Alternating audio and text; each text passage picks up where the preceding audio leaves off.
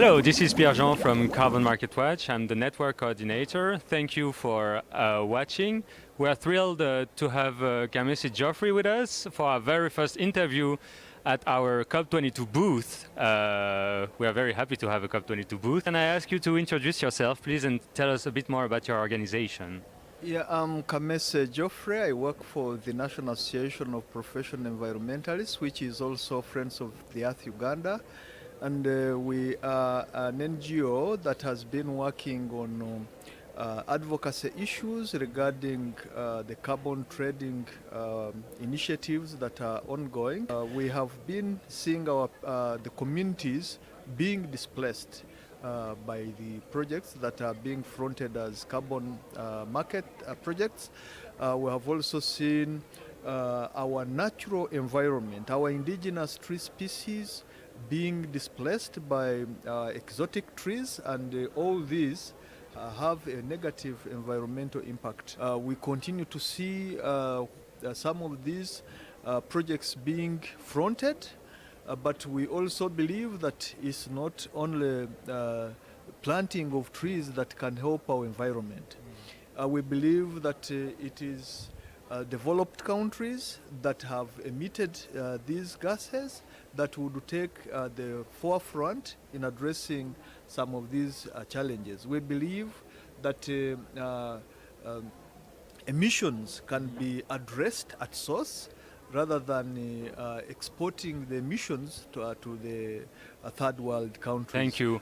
Can you tell us maybe a bit more about specifically the Kachung project? Yeah, Kachung is located in the north of Uganda, northern parts of Uganda.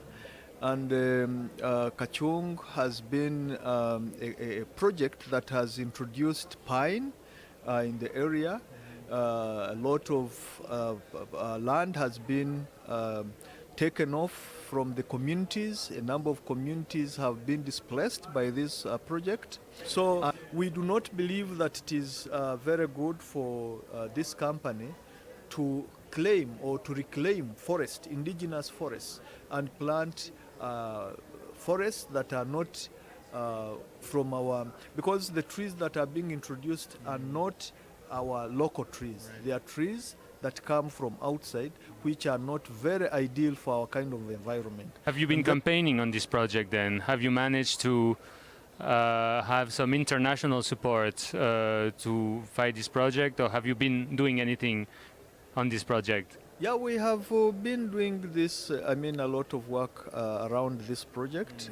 We have engaged the back donors of Green Resources on this project. We have also been working with other partners, civil society organizations in Sweden, in Norway, to see how best we can engage Green Resources. Unfortunately, the company itself does not engage civil society in Uganda. And we have not had that opportunity of linking up and engaging them at national level. Has there been any recent development following your campaigning on this project? Yeah, there has been some developments, more especially regarding the funding for Green Resources.